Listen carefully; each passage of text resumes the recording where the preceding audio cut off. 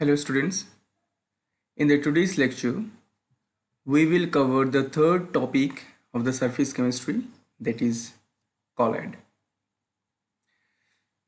This is the most important part of the chapter and you will get the maximum number of questions from this topic. We know there are three types of solution. Number one is true solution, number two is colloid, and number three is suspension. So what is the main difference between the true solution, colloid and the suspension? The main difference is based on the particle size. In the true solution, the particle size is less than 1 nanometer. Here particle means the solutes. So in the true solution, size of the solute is less than 1 nanometer. But in the colloid, the size of the solute is less than, but in colloid, the size of the solute is in between 1 to 1000 nanometer. Okay, but in suspension, the size of the particle, that is the size of the solute, is more than 1000 nanometer. So in this video, we will mainly deal with the colloid. Okay, so now see, what is colloidal solution? The solution in which the diameter of the particles may range from 1 to 1000 nanometer. That is 10 to the power minus 9 to 10 to the power minus 6 meter. Okay. The colloidal particles do not settle down under the force of gravity even on long standing. इसका मतलब है normally colloidal particles जो होते हैं, जो solutes जिसको बोलते हैं, colloidal particles में जिसको solutes बोलते हैं, एक्चुअली solutes का दूसरा नाम है, colloidal स्टेट में हम लोग solute को बोलेंगे dispersed phase. ठीक है, तो dispersed phase जो होते हैं वो सेटल डाउन नहीं होता है. ठीक है, इवन एन लॉन्ग स्टैंडिंग, बहुत देर तक भी जो सोल्यूट है वो सेटल डाउन नहीं होगा नीचे. ठीक है, and a colloidal system is always heterogeneous. Heterogeneous का मतलब है जो सोल्यूट्स है these are not evenly distributed in the solvent. ठीक है, मैं सोल्यूट सॉल्वेंट इसलिए बता रहा हूँ क्योंकि आपको भी पता है what is a solute and what is a solvent. ठीक है, लेकिन जो कॉलोइडल स्टेट है इसमें सोल्यूट जो होते हैं, सोल्यूट का दूसरा नाम दिया गया है, this is known as dispersed phase, and solvent जो होते हैं उसका नाम है डिस्पर्शन मीडियम. ठीक है, अभी से मैं सोल्यूट और सॉल्वेंट बताना बंद कर दूंगा. I will tell only dispersed phase and dispersion medium. ठीक है, so dispersed phase means what? It is the component present in small proportion. जो भी कंपोनेंट स्मॉल प्रोपोर्शन में प्रेजेंट है कॉलोइडल सॉल्यूशन में, जिसको बोलेंगे डिस्पर्स्ड फेज. और जो मैक्सिमम, ठीक है, मैक्सिमम अमाउंट में प्रेजेंट है जिसको बोलेंगे dispersion medium. For example milk. Milk is an example of colloid. ठीक है, तो मिल्क में क्या होता है? मिल्क में ग्लोब्यूल्स होते हैं. ठीक है, फैट मॉलिक्यूल्स होते हैं जिसको हम लोग बोलेंगे ग्लोब्यूल्स. ठीक है, ग्लोब्यूल्स बोलेंगे. और ये जो ग्लोब्यूल्स का साइज होता है ये जनरली होता है 1 से लेके 1000 नैनोमीटर तक. ठीक है, तो हम लोग ग्लोब्यूल्स को क्या बोलेंगे? ग्लोब्यूल्स को बोलेंगे डिस्पर्स्ड फेज. और ये ग्लोब्यूल्स कहाँ रहते हैं? वाटर में रहते हैं. ठीक है, इसलिए जो वाटर है यहाँ ये हो जाएगा डिस्पर्शन मीडियम. ठीक है, तो डिस्पर्स्ड फेज को डीपी भी बोलते हैं, डीपी. ठीक है, इन शॉर्ट डिस्पर्शन मीडियम को डीएम भी बोलेंगे. समझ में आया? So the component which is present in lesser amount is known as dispersed phase, and the component which is present in maximum amount is known as dispersion medium. Okay,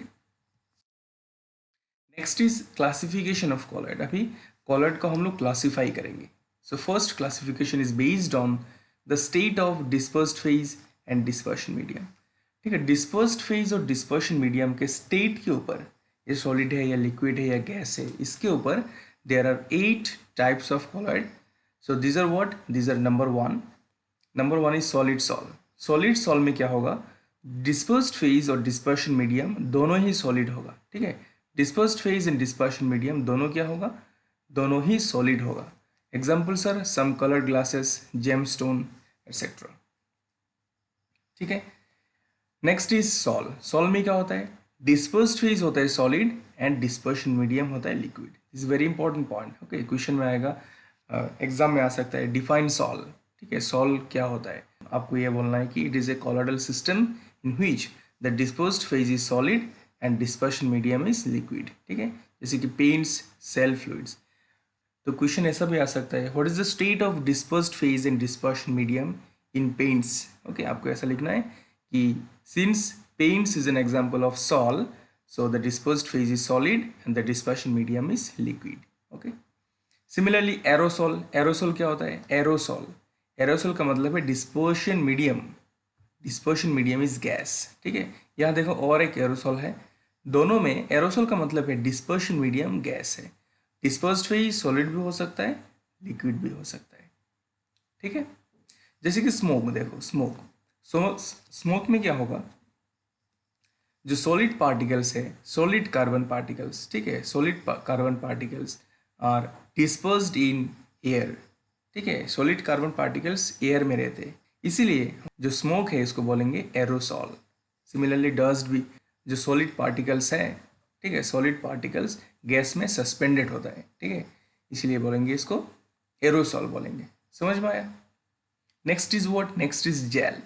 jail में क्या होगा, gel में dispersed phase है liquid and dispersion medium है solid.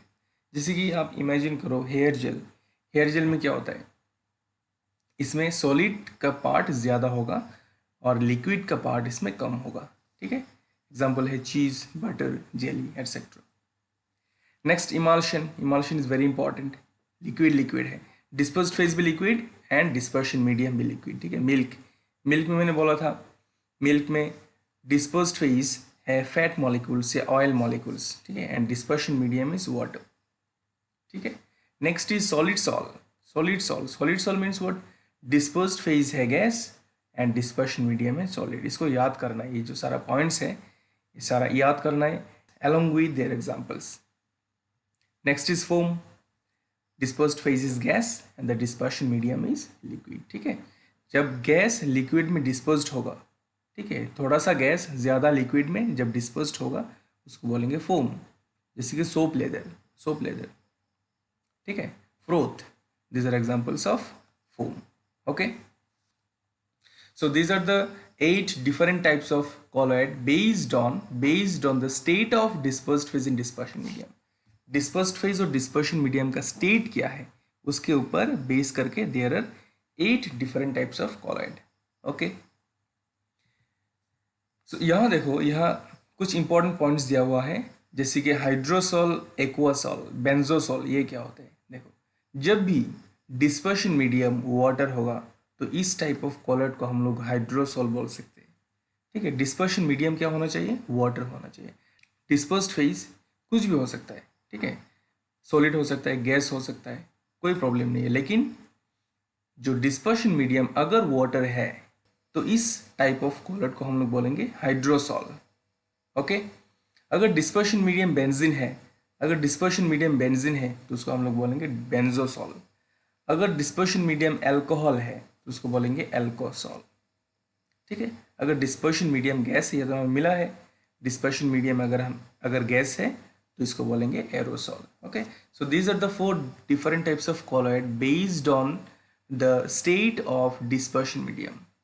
Okay, next is classification based on the nature of interaction between dispersed phase and dispersion medium. Okay, किस तरह के interaction होते हैं, नेचर ऑफ इंटरेक्शन, किस तरह का इंटरेक्शन है in between dispersed phase and dispersion medium. Dispersed phase and dispersion medium के बीच में किस तरह का इंटरेक्शन है, what type of interaction is present between dispersed phase and dispersion medium. इसके बेसिस पे there are 2 types of colloid. Number 1 is lyophilic colloid and number 2 is lyophobic colloid. Okay, lyophilic colloid. Lyophilic means what? Okay, philic means what? Loving. Okay, philic means what? Loving. Okay, and phobic means what? Hating. So lyophilic means what? There is a strong attraction between dispersed phase and dispersion medium. ठीक है, lyophilic colloid में क्या होगा, there is a strong attraction होगा, affinity होगा between the dispersed phase and dispersion medium. But in case of lyophobic sol, But in case of lyophobic sol, there is weak attraction or no attraction between dispersed phase and the dispersion medium. Okay. So first point क्या बोल रहा है देखो, lyophilic sol में there is a force of attraction between dispersed phase and dispersion medium. ठीक है, there is a force of attraction. Okay, force of attraction present है. But यहाँ देखो लायोफोबिक में देखो देयर इज लेस और no affinity between dispersed phase and dispersion medium. ये मैंने बोला फर्स्ट पॉइंट. नंबर 2 क्या है, they are easily prepared by shaking dispersed phase with dispersion medium. क्यों? क्योंकि दोनों के बीच में तो अट्रैक्शन है, डिस्पर्स्ड फेज और डिस्पर्शन मीडियम के बीच में अट्रैक्शन है, तो they can easily be prepared by shaking a dispersed phase with a dispersion medium. लेकिन लायोफोबिक जो है उनके बीच में जैसे कि नो एफिनिटी या लेस एफिनिटी है, इसीलिए they are prepared by indirect method. मतलब सिर्फ मिक्स करने पर ये कॉलॉइड फॉर्म नहीं हो सकता. ओके, इस केस में हमें क्या चाहिए, स्टेबिलाइजिंग एजेंट चाहिए. देखो थर्ड पॉइंट वही बोला है, they are self-stabilized, they are self-stabilized. But lyophobic colloid में they require a stabilizer, उनको stabilizer चाहिए. Next, these are reversible sol. These are reversible sol. Reversible sol का मतलब क्या है, they can be reversed. जैसे कि लायोफिलिक और लायोफोबिक जैसे कि डिस्पर्स्ड फेज और डिस्पर्शन मीडियम को हम लोग फिर से सेपरेट कर सकते. समझ में आया? जैसे कि वो मिक्स करने पर बहुत इजीली लायोफिलिक सॉल्व फॉर्म कर देंगे. सिमिलरली उसको हम लोग सेपरेट भी कर सकते हैं, मतलब dispersed phase and dispersion medium को हम लोग सेपरेट भी कर सकते हैं. समझ में आया? लेकिन in case of lyophobic colloid ये इरिवर्सिबल होते हैं. क्यों? जैसे कि उनको प्रिपेयर करने में हमें एक स्टेबलाइजिंग एजेंट चाहिए, तो जब हम लोग ये स्टेबलाइजिंग एजेंट डाल देंगे तो ये फिर से सेपरेट नहीं किया जा सकता है. मतलब dispersed phase and dispersion medium जो है उनको हम लोग अलग नहीं कर सकते. ठीक है, एग्जांपल्स पढ़ लेना. Okay, next some important terms. This one is first one is hydrophobic colloid, hydrophobic sol. Hydrophobic, hydrophobic देखो एक हाइड्रोफोबिक कौन कौन से वर्ड से आया है. हाइड्रोफोबिक, हाइड्रोफोबिक आया है, एक है hydro plus lyophobic, hydro plus lyophobic. तो हाइड्रो मीन्स वाटर, लायोफोबिक तो आप जानते हो there is a weak affinity और no affinity between dispersed phase and dispersion medium.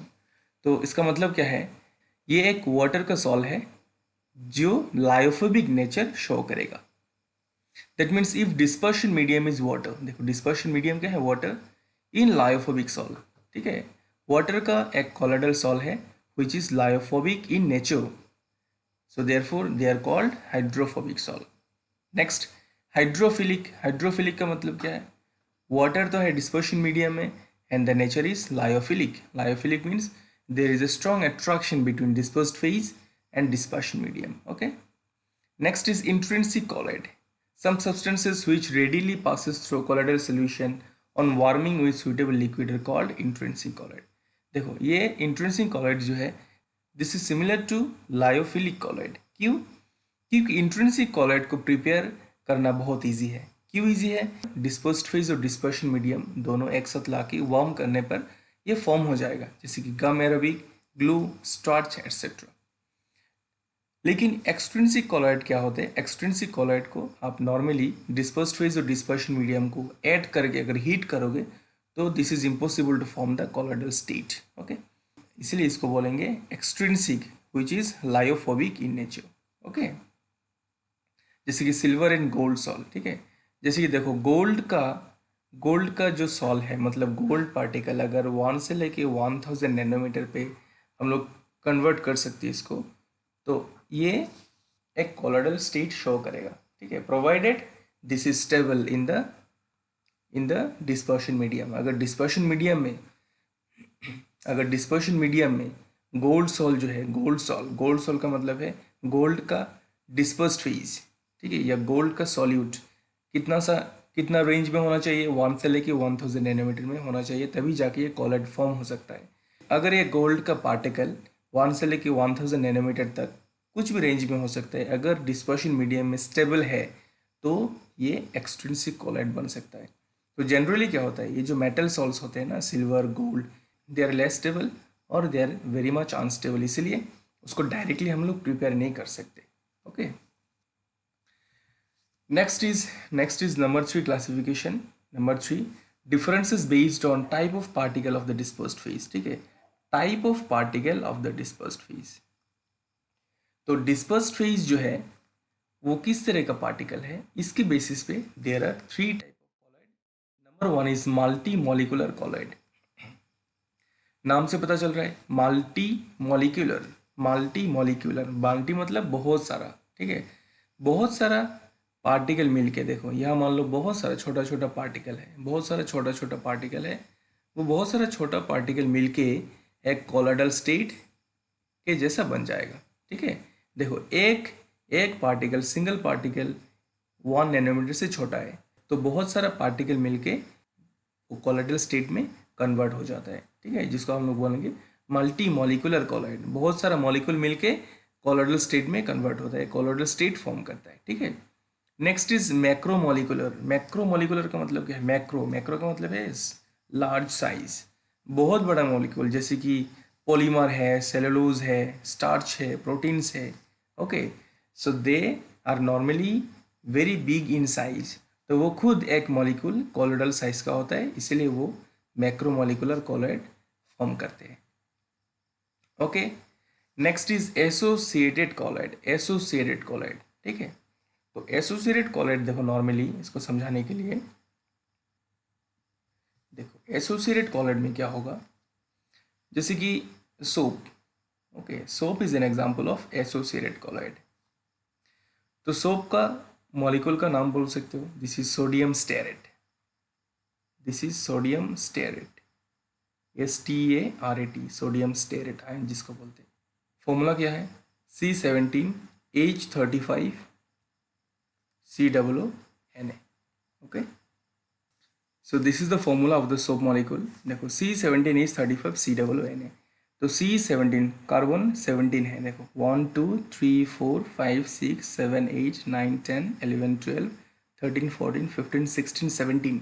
Okay, C17 bond COO minus Na plus. ठीक है, तो देखो this is a single molecule of soap. Okay, तो इसको हम लोग बोलेंगे sodium stearate ion C17H35 COONA. Okay, sodium stearate. तो यहाँ देखो ये जो टेल है ना, यहाँ से लेके जो ये जिसको हम लोग बोलते हैं हाइड्रोकार्बन टेल, जिसको हम लोग बोलेंगे hydrocarbon tail, this is hydrophobic in nature. Hydrophobic का मतलब क्या है? This is water repelling. Hydrophobic का मतलब है दिस इज वाटर रिपेलिंग. वो क्या करेगा? वाटर से रिपेल करेगा. ठीक है, बट ये जो COO माइनस पार्ट है, दिस इज हाइड्रोफिलिक.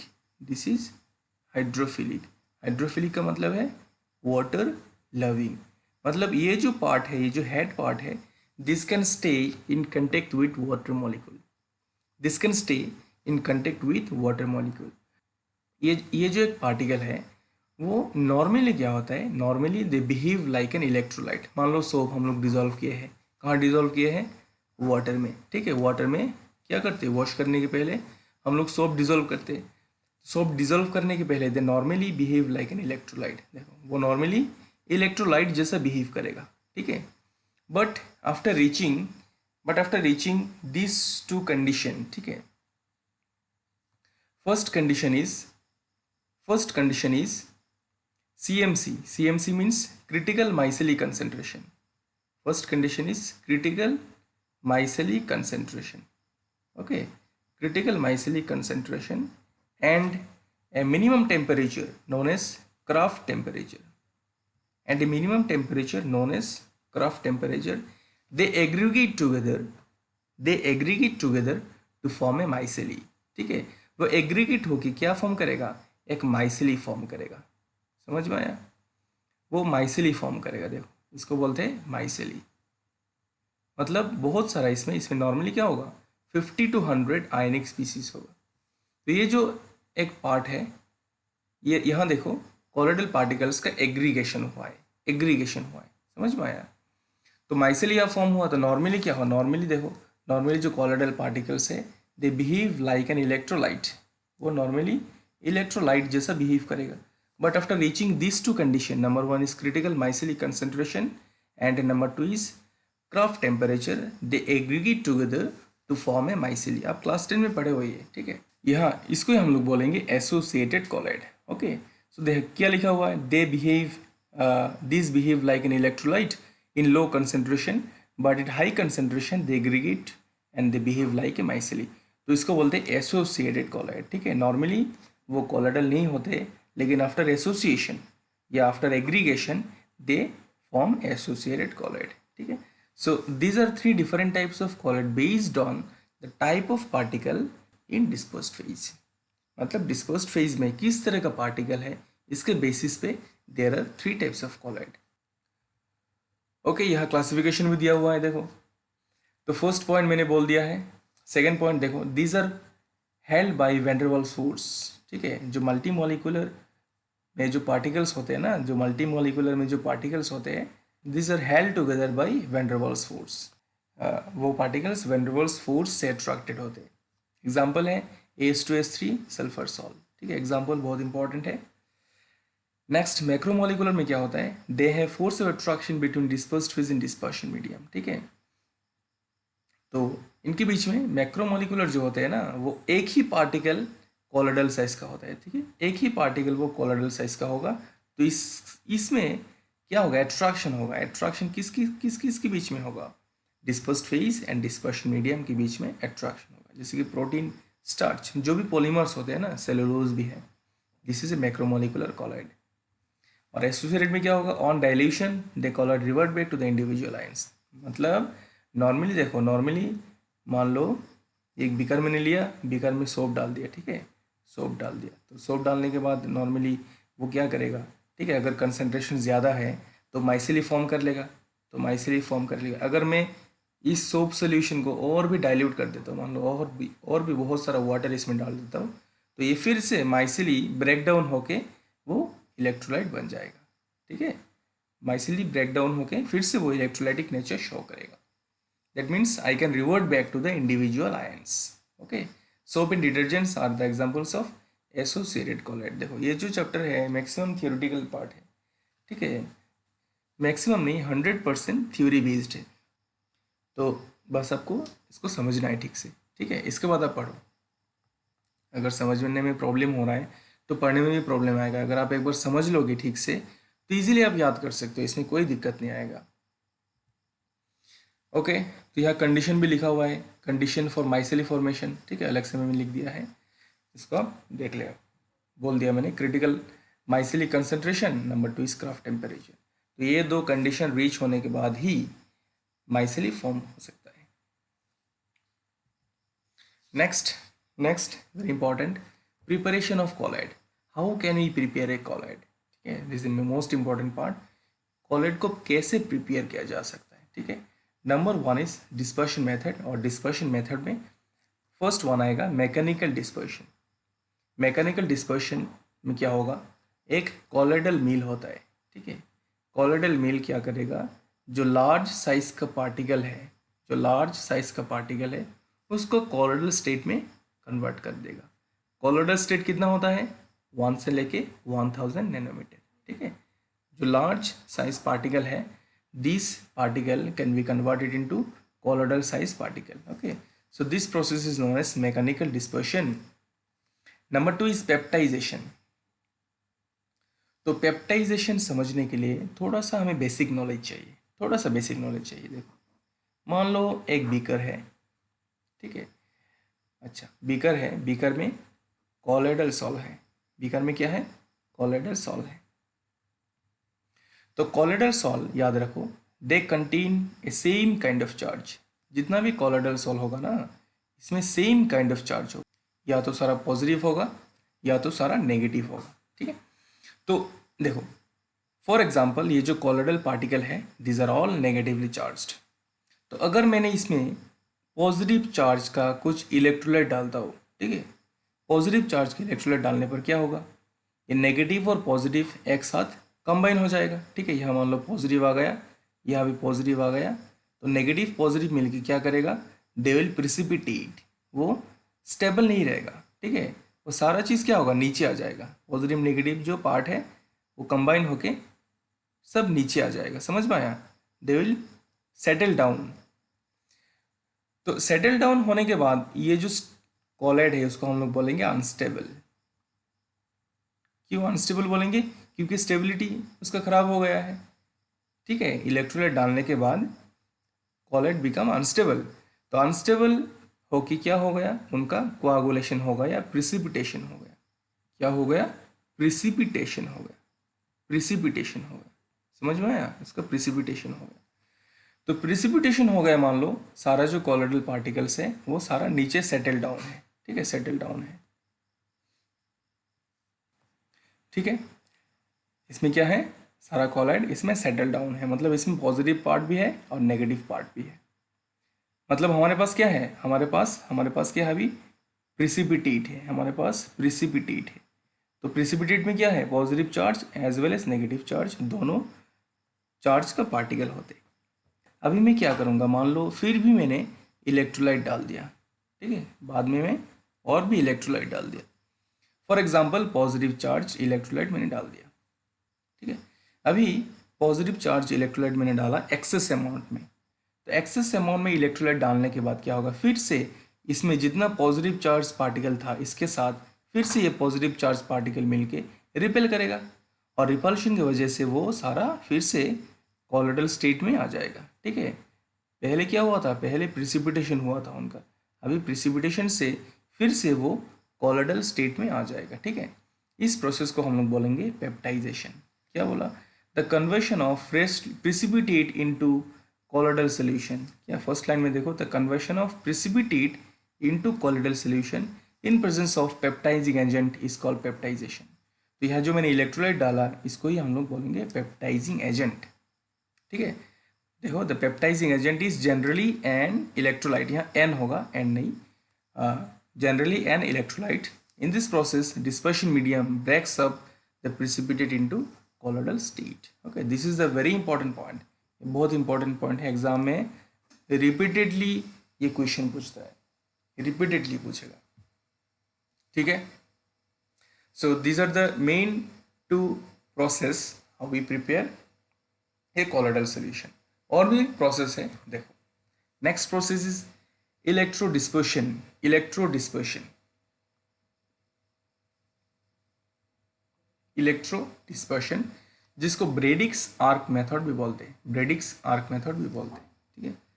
फिगर में देखो, इसमें एक इंसुलेटिंग मटेरियल लेंगे हम लोग, इंसुलेटिंग मटेरियल, ठीक है। यहाँ देखो आइस बात दिया हुआ है, आइस बात दिया हुआ है, एक इंसुलेटिंग मटेरियल है, ठीक है। और इसके अंदर क्या लेंगे, लेंगे डिस्पर्शन मीडियम, ठीक है, डिस्पर्शन मीडियम लेंगे। और डिस्पर्शन मीडियम में दो आर्क देंगे, आर्क, ठीक है। आर्क का मतलब क्या है, दो इलेक्ट्रोड मान सकते हो, ठीक है, दो electrode. And these two electrodes are connected through very high voltage, बहुत हाई वोल्टेज से ये दोनों इलेक्ट्रोड कनेक्टेड है। मान लो 20,000 टू 70,000, ओके, 20,000 टू 70,000 वोल्ट का यह इलेक्ट्रिसिटी कनेक्टेड होता है इनके बीच में। तो क्या होगा, देखो ये जो दो इलेक्ट्रोड है उसको हम लोग क्या करेंगे, उसको हम लोग एक साथ उसको ज्वाइन नहीं करेंगे, ठीक है, दूर दूर रखेंगे। दूर दूर रखने पे क्या होगा, इन दोनों के बीच में स्पार्किंग होगा, समझ में आया। ये जो पॉजिटिव और नेगेटिव चार्ज का इलेक्ट्रोड है जब ये हाई वोल्टेज से कनेक्टेड होगा तो इन दोनों के बीच में क्या होगा, स्पार्क होगा, ठीक है। और स्पार्क होने के बाद यहाँ से ये जो रॉड है जिस मेटल से भी बना हुआ होता है, इस मेटल विल इवेपोरेट, ये जो मेटल है इवेपोरेट हो जाएगा, समझ में आया।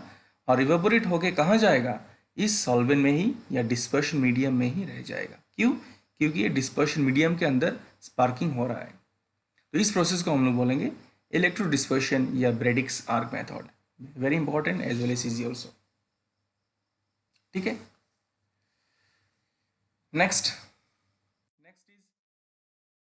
Condensation method. Next is condensation method, इसमें क्या करना है, बस याद करना है, ठीक है। केमिकल मेथड्स में जैसे H2O3, ठीक है, H2S में ऐड करेंगे तो डबल डिकम्पोजिशन रिएक्शन होगा, H2S3 सॉल्व फॉर्म करेगा। इसमें आपको क्या करना है, ओनली रिएक्शन आपको याद करना है, Okay, so that's all for today. Thank you so much.